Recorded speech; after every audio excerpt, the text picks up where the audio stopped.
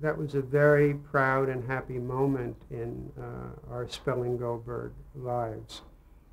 There had been an article, I believe, in Time magazine about a real-life boy in a plastic bubble, a boy who had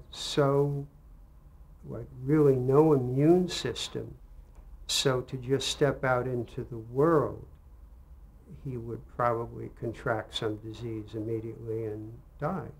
And who lived in a plastic bubble. And we were so taken with the story. I think it was Joe Morgenstern who had written the original story, that we bought the rights to it and wrote a script.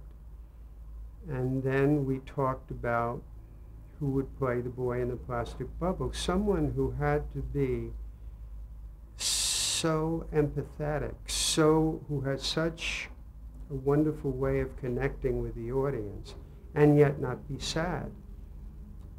And I don't know who came up with the idea of John Travolta, who was then starring in Welcome Back, Kotter.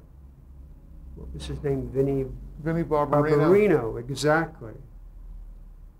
And John loved the idea and wanted to do it. And what happened was one of those magical times when a film happens and it's more than you could have ever anticipated. And it was just this wonderful movie that people thought so highly of. I think they tried to buy it for a theatrical release.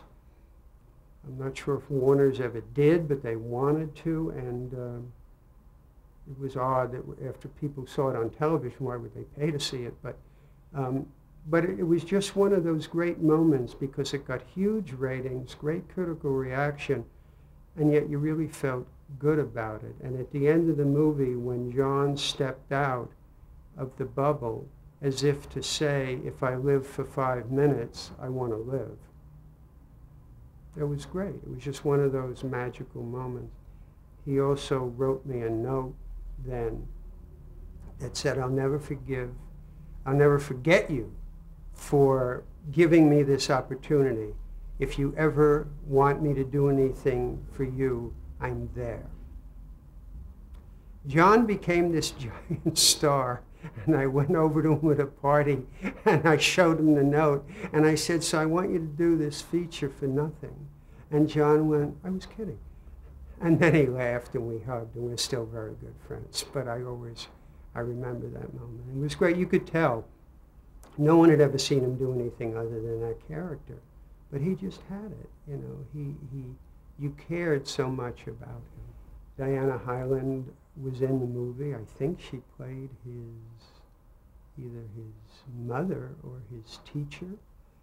And they fell in love. And had a wonderful relationship. I didn't know much about it. That was John's and Diana's to have. And it ended tragically for Diana. Not anything to do with John, but... No, yeah. when she passed away. Yes, she did at a very young age.